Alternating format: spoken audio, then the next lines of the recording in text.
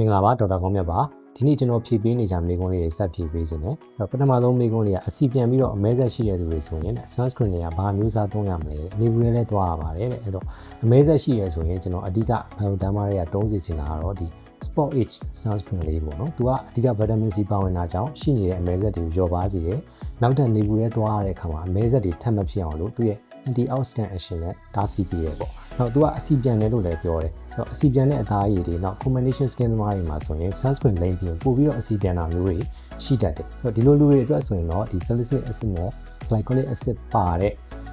bioderma ရဲ့ AKM matte sunscreen တွေကိုသုံးစီခြင်းနဲ့သူကပို့ပြီးတော့တိတ်တိတ်ရှိရတဲ့အတွက်ဒီအစီပြန်တဲ့လူတွေအတွက်ပို့ပြီးအဆင်ပြေတာပေါ့နော်ဒီနှစ်မျိုးအပြင် bioderma နောက်ဆုံးထွက်ထားတဲ့ Photodan Age Defense sunscreen တွေလည်းရှိတယ်သူကတော့ all skin type မှာသုံးဆွဲလို့ရတယ်နောက်သူ့ရဲ့ဒီ detox science နည်းပညာကြောင့် UVA UVB rays တွေကမကဘဲနဲ့ပတ်ဝန်းကျင်ရဲ့ pollution တွေပါကာကွယ်ပေးနိုင်တယ်ရှိအောင်အဲ့တော့ကိုသုံးလို့ရဆိုရင်ဒီ sunscreen သုံးလို့ရမိမိနဲ့အဆင်ပြေဆုံးဖြစ်မဲ့ sunscreen လေးကိုရွေးချယ်သုံးစွဲပြီးလို့ရပါတယ်Okay ဒါဆိုကျွန်တော်တို့နောက်မေးခွန်းလေးကိုဆက်လိုက်ရအောင်နောက်မေးခွန်းလေးက sunscreen ကတဲ့တနခါထပ်လင်းလို့ရလားတဲ့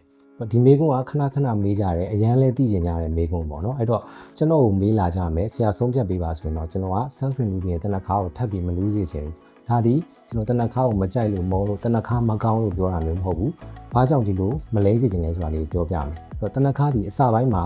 အသားရည်စိုးတဲ့အောင်ထင်ရပေမဲ့အချိန်ကြာလာတဲ့ညအသားရည်ပိုချောက်လာစေတာမျိုးတွေရှိမယ်နောက်ပြီးတော့ sunscreen လိမ့်ပြီးတနခါလူးတဲ့အခါမှာသူဒီ sunscreen ရဲ့ UV ကာကွယ်နိုင်စွမ်းနေအောင်ကြီးကာကွယ်နိုင်စွမ်းကိုအတိုင်းအတာတစ်ခုထိရော့ကျသွားစေနိုင်တာမျိုးတွေရှိနိုင်တယ်နောက်ဒီ sunscreen ရဲ့တနခါပါဝင်ပစ္စည်းတွေတစ်ခုခုဓာတ်ပြုပြီးတော့သူ့ရဲ့အာနိသင်ရော့ကျသွားစေတာမျိုးတွေရှိနေတာပေါ့နော်ဒီလိုအချက်တွေကြောင့်ကျွန်တော်ကသူ့ကိုတွဲပြီးတော့မသုံးစေချင်တာဒါပေမဲ့တချို့ကြတော့လည်းငယ်စဉ်တွေက